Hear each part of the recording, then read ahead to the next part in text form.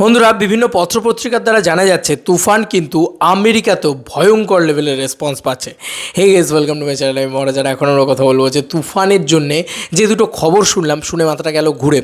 বন্ধুরা, কৌশলেদির ভিডিও দেখলাম কালকে এবং সে একটা নিউজ পড়েছে। আমি সেই নিউজটা আর পড়ছি না, আমি তোমাদেরকে জাস্ট আপডেটগুলো দিচ্ছি। মূলত যেটা হচ্ছে যে ইউএসএ মানে যুক্তরাষ্ট্রের মতন জায়গা, সেইখানে আমেরিকার মতন জায়গা, সেইখানে যদি মানুষ দাঁড়িয়ে থেকে তুফান দেখতে চায় তাহলে বোঝো যে আমেরিকাতে এর ক্রেজ, মেগাস্টার শাকিব খানের ক্রেজ কতটা, আর কেন ওনাকে গ্লোবাল সুপারস্টার বলা হবে না।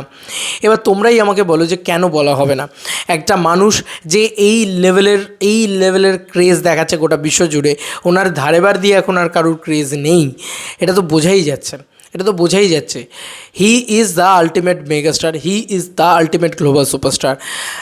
Shakib Khan, this is not a name, this is a brand. বাংলার বাঘ, বাংলা ইন্ডাস্ট্রির বাঘ, বা বাংলাদেশের বাঘ, যিনি গোটা দুনিয়া কাঁপাচ্ছে এইভাবে। এতটা কাঁপাবে আমি সত্যি ভাবতে পারিনি। মানুষজন বলছে যে মেঝেতে বসে আমরা তুফান দেখব, সেটা বাংলাদেশে নয়, বাংলাদেশে নিশ্চয়ই দেখবেন, নিশ্চয়ই হবে। সেই ক্রেজ তো বাংলাদেশে হবেই, কারণ ওখানে বাংলা ভাষাভাষী মানুষজন রয়েছেন। শাকিব খান বাংলাদেশের সুপারস্টার, কিন্তু বাংলাদেশের বাইরে বেরিয়ে আমেরিকার সুপারস্টার কিন্তু শাকিব খান নয়। এই যে একটা বড় করে কথা ওঠে যে বাইরে গিয়ে কী করতে পারবে দেখবো, বাংলাদেশে তো সবাই করতে পারে, বা করতে পারে, এরকম একটা মিথ বা এরকম একটা ফালতু কথা ওঠে।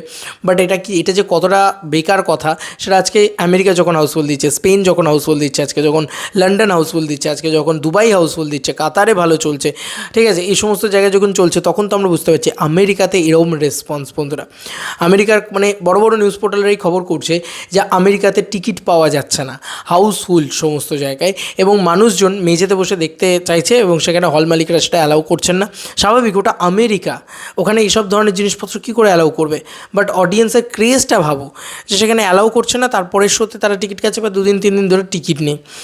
ওটা আমেরিকা, আবার বলছি, ওটা বাংলাদেশ নয়, ওটা বাংলা কান্ট্রি নয়। ওখানে কী করে এত ক্রেজ দেখাচ্ছে মেগাস্টার শাকিব খান? কারণ উনি গ্লোবাল সুপারস্টার, আর কিছু বলার নেই। আমি আগেও বলেছি যে এই দেশের বাইরে বেরিয়ে বিদেশের তাণ্ডবগুলো যবে থেকে খুলবে, আমি তবে থেকেই জানতাম যে এই তাণ্ডবটা বা এই ঝড়টা তুলবেই। কেন বলছি? তার কারণ আছে।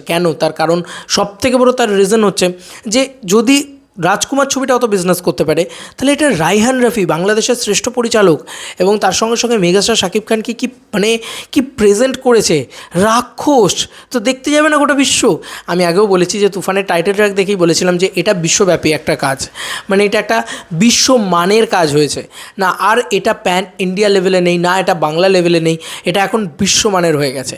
ইভেন কি বাংলাদেশ থেকে প্রচুর মানুষ দেখে বেরিয়েও কিন্তু এই কথাটাই বলেছেন যে তুফান একটা বিশ্বমানের সিনেমা হয়েছে। আর দেখো, বিশ্বমানে কাঁপাচ্ছে, এরকমটা দেখা যায় না কিন্তু বাংলা ছবির ক্ষেত্রে, which is amazing craze, amazing ধামাকা বলা যেতে পারে। তোমাদের আর কি মতামত? এই যে একটার পর একটা দেশ, ধরো স্পেন হোক, দুবাই হোক, কাতার হোক, তারপরে তোমার লন্ডন হোক, এই সমস্ত জায়গা কাঁপানোর পরে, অস্ট্রেলিয়া হোক, এই 5টা জায়গা কাঁপানোর পরে এখন নতুন সেখানে সংযোজন হলো আমেরিকা। এই যে এত দেশ যে কাঁপাচ্ছে, 6টা দেশ অলরেডি কাঁপাচ্ছে, এইটা নিয়ে তোমাদের আর কি মতামত? তোমরা মেগাস্টার শাকিব খানকে কী আখ্যা দিতে চাও জানিও কমেন্ট সেকশনে। চলো বন্ধুরা, নতুন কোনো ভিডিওতে দেখা হবে, বাই।